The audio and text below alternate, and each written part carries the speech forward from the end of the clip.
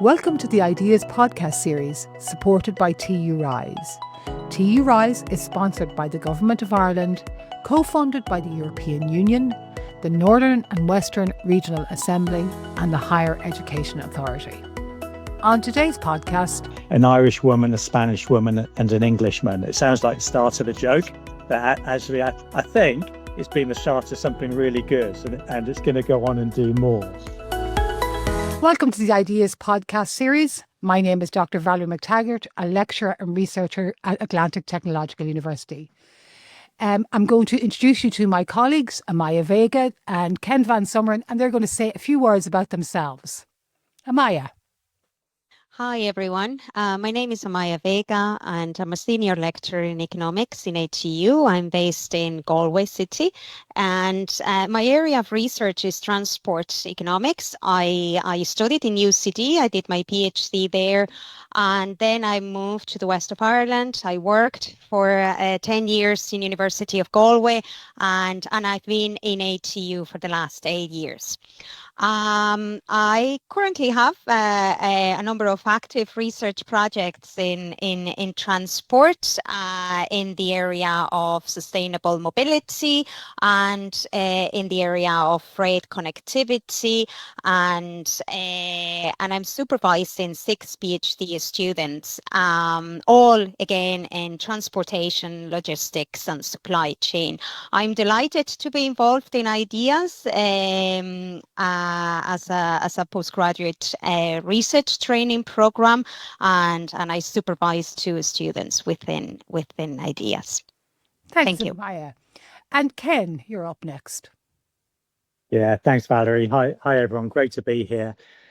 So I probably have quite a different background to most of us on the Ideas team. I'm a human performance scientist and spent most of my career working in high performance sports over in the UK, but with professional athletes and teams from around the world. And really what human performance science is all about is looking at how we can enhance performance, in this case in athletes, helping them achieve those winning margins. So I did that for a lot of my career and was also, I guess, part of the setup that developed the high performance system in the UK. So the funding of the national and governing bodies and driving Olympic and Paralympic success. And very often we do still look at the UK as a bit of a world leader in terms of achieving a great return on investment through high performance sports. My passion for sports science or human performance science really came through my own sports career. So back in the day, I was a sprint kayaker, a pretty niche sport, but it was my passion for that got me thinking about how can I train more effectively? How can I race more effectively? What sort of nutrition do I need? What recovery?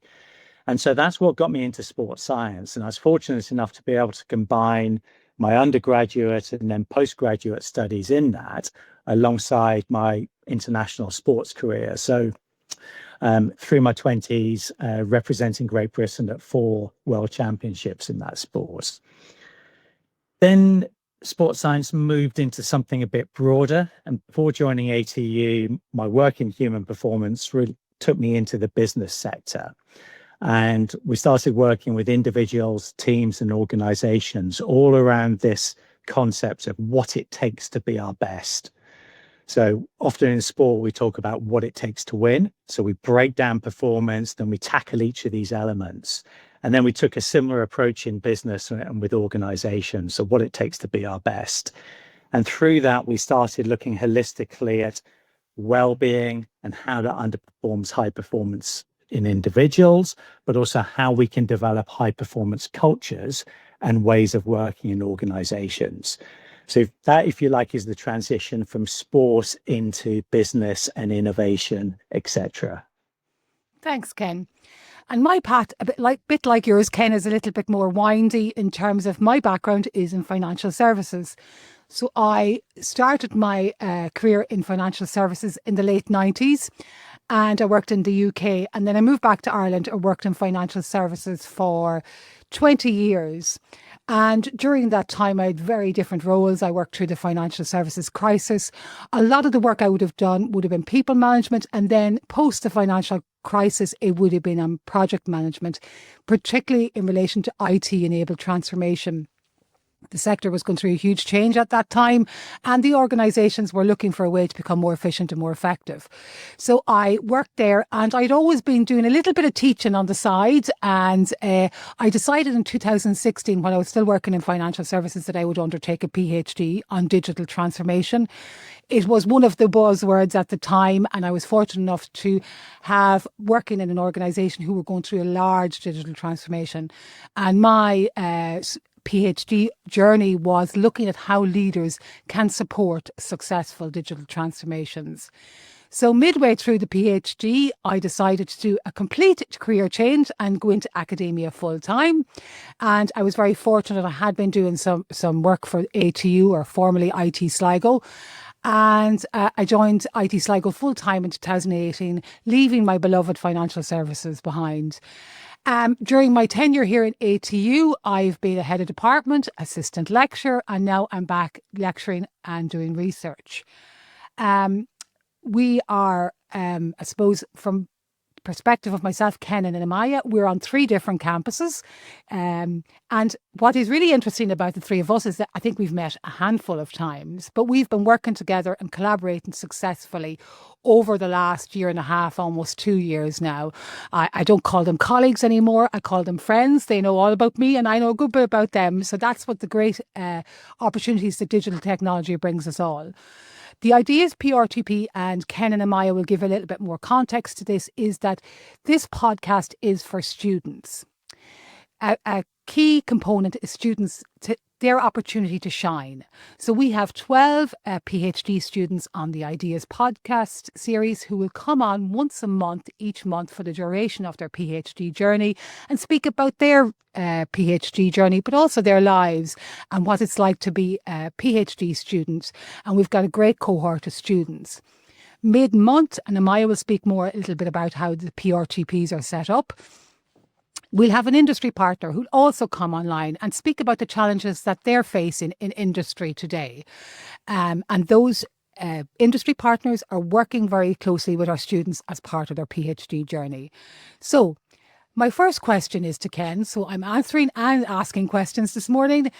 Ken, can you let the listeners know what is Ideas all about? Where did it stem from? And just give a little bit of context to it. Yes, of course. So Ideas, let's start with what Ideas stands for. So Ideas is innovation, digitalization, enterprise, and society. So essentially the scope of the Ideas program is exactly that. We're focused on things like digital transformation, digitalization, broader innovation, but really importantly around the impact that can have on enterprise growth and development and success, but also societal benefit. And I'm sure in future podcasts, we'll talk a lot about the impact that this research can deliver. And that's why it's so important to focus on things like enterprise and society, because this isn't innovation for the sake of innovation. It's innovation that has a so what and has some sort of tangible impact. So the program's all about supporting private, public, and social enterprises in the regions. And by the regions, we mean the west and the northwest of Ireland. These being the regions that ATU have a geographical footprint in, and of course that we're so connected with and we do so much work with. And a key part of developing the agenda, if you like, or the scope of the Ideas program was looking at the Government of Ireland regional enterprise plans and the strategic objectives for the Northwest region and the West region. And it's interesting there, Valerie, when you talk about, we as a team, the 3 of us have met so infrequently, but worked incredibly effectively as a virtual team, if you like, working remotely. And we'll tackle this in a future podcast. One of our projects is around remote working. And of course, if we look at these regional enterprise plans, it's recognized there in the forward of both how remote working has the potential to be transformative for these regions. So we're very much guided by what the regional enterprise plans are trying to achieve. And of course, what we're looking to do is tackle these real world challenges. As you mentioned, Valerie, the program is set up around 12 doctoral projects and doctoral researchers. Each of those will have a supervisory team of 2 or 3 supervisors within ATU, and then very often additional expertise from external supervisors as well. So again, very connected across a wider research ecosystem. I guess if I was to put in a nutshell, the objectives of the IDEAS program is probably 3 key things. It's firstly, well, no, I won't put them in order, but one of them is around developing excellent doctoral graduates. And that is about developing a talent pipeline for future employment. Another key objective is about conducting engaged research. And I'm sure we'll talk about engaged research in future sessions as well. But what we mean by this is doing research and innovation with stakeholders, engaging with them, rather than doing it for them or to them, which possibly historically some traditional academic research has been. And then the third one would be around really helping our enterprise partners, which are aligned to every one of these 12 doctoral projects, helping them achieve some of their objectives. That might be new product innovation. It might be shaping policy. It might be driving national and international growth. So I think the final thing just to say around the IDEAS program is that, we're very much focused on creating a research community of doctoral students, of the supervisors, and really importantly, of the enterprise partners. So we're investing quite heavily in terms of time and effort and other resource into research and professional development and training of the doctoral cohort. We're also very much focusing on developing events and meetings and symposia where we can develop and share our research within the community, but externally as well. Thank you for, excuse me. Thanks, Ken. Now, Amaya, I've mentioned TU RISE and, this PRTP, and apologies, we use a lot of acronyms. So it's something that we're all guilty of a little bit at the moment. So can you explain a little bit about TU RISE and what's different about this cohort-based PhD program? Yeah, absolutely. So TU RISE is a funding scheme. Is co-financed by the Government of Ireland and the European Union through the ERDF, the European Regional Development Fund. So TU RISE as a whole provided just over 19 million euro to ATU, and the overall objective is to enhance research and innovation opportunities for the region, as Ken mentioned, in the West and the Northwest. From these, just over 7 million are allocated to the PRTPs, the postgraduate research training programs. So within ATU, TU RISE has funded 5 PRTP cohorts, each of them of 12 PhD students. So that's a total of 60 PhD students. As a colleague of mine from another university said a couple of days ago, that's an army of PhD students. It's an enormous challenge for ATU, but an enormous opportunity as well to change completely the way we work in the TU sector, and in particular within Atlantic Technological University. As Ken mentioned, each PhD student, and this is the novelty of this scheme, each PhD student is collaborated with at least one enterprise through a 12-week work placement. Again, this is new to the PhD training landscape in Ireland, and it provides a very direct channel to make an impact on our region and to apply the research, if you want, to the region. So overall, TU RISE has a strong focus on the north, the northwest and the west region, and aims at achieving regional prosperity and cohesion in the northwest. There are clear objectives in terms of what the overall program tries to achieve. First is to build research and innovation capacity in ATU to meet the region's smart specialization objectives, which are in line with the objectives of the European Regional Development Fund. And second is to engage with stakeholders in value co-creation. And there are a number of ways that TU RISE aims doing this. First is through human capital development, as we see by training researchers, but also through technological development, enterprise mentoring, and here's where the importance of having a close relationship with the enterprise partner comes in, knowledge valorization, which is another way of saying of creating social and economic value from knowledge, and obviously informing policy. So that is the overall aim of TU RISE, and again, the novelty of it is that close relationship with our enterprise partners. Thanks, Amaya. And it's really interesting because this was the technological universities, which are a new entity into the Irish university market. You know, traditional, very applied type learning.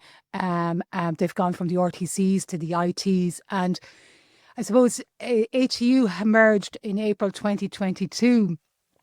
And while there always has been research going on in ATU, this gives ATU and the technological university sector, the Government of Ireland have been really proactive in this, the opportunity to grow their research footprint, which is really positive.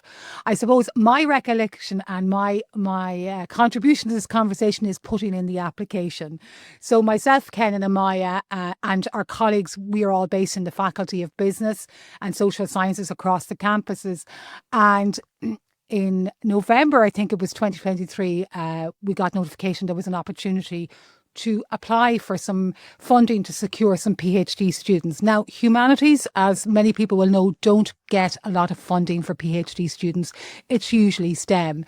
So myself, Ken, Amaya and a group of people met up, and Ken, Amaya and myself had some success with grant applications previously. So we said, okay, let's do this. And we set about with our colleague Roger Sweetman, who's not on the call this morning, and all our team of colleagues across the faculty and our heads of faculty. And we put a call out to our colleagues across the faculty. Has anybody got any ideas looking at the strategic plans, future-proofing our region? Because as you can see from us all, we're very passionate about a region. We live, we work, we have our families here. So it's important to us that our regions thrive. And so we put a call out, and I think we had probably 20 or 30 kind of suggestions of how we could look at this. So we set about, and we gave up our Christmas break, I think, and we set about trying to narrow this down to give us the best possible opportunity. And we convened in January, and we were all working hard. And as anybody who's worked on a shared document who are geographically dispersed, we were all dropping stuff into this document. But like all good stories, this one has a twist at the end. The night before the submission was due in, and people had been working tirelessly. Not only myself, Ken, Amaya and Roger, but all our colleagues, our supervisors, our head of faculty, and anybody who could give a hand was helping out. The document went missing, and I understood that I was the last one using it because it was quite late at night, and I had seen it the night before, and I had logged on very early the next morning, and the document was missing. And I think I explained this to you before. My heart stopped, because anybody who's ever lost a document will know. And all I could think of was, Amaya and Ken and Roger, they're going to blame me. It's definitely my fault. So anyway, I rang IT services, Pat, if you're listening, at about 7 o'clock in the morning. I said, look, I don't know what I've done here. This documents, and I was hoping nobody else was awake at that stage to notice my minor error. And IT services came to our rescue, and the document was retrieved. It was fairly straightforward, actually, what I had done, but I won't go into it. So anyway, we set about, we submitted our application, and we were delighted as a faculty, as a team, to receive the funding. And then the journey of recruiting PhD students began. And it was probably this time last year, I think, Ken and Amaya, we were having calls every day because we were all on interview panels for our ideas, PRTPs, but also for our colleagues, because as Amaya mentioned, there was 60 PhD students recruited at that time. And we were coming and going. And once again, our candidates were from all over the globe. So we were doing all these interviews virtually, and we were helping our colleagues on the other PRTPs. And I think that's one thing that ATU does really well. And it's quite unique, actually, if I'm honest. I have worked for geographically dispersed organisations before, and the camaraderie and everybody working towards the same goal is second to none. And, you know, if I don't know something, I'll pick up the phone to any colleague across the ATU. And that's, even though we're a large organisation trying to merge and you know, come together, in terms of people working together, it really is second to none. So we set up, we recruited our candidates, and some applications were very heavily subscribed, like the remote work, and we had lots of candidates and we had to shortlist them. But I think at the end we got 12 outstanding PhD candidates.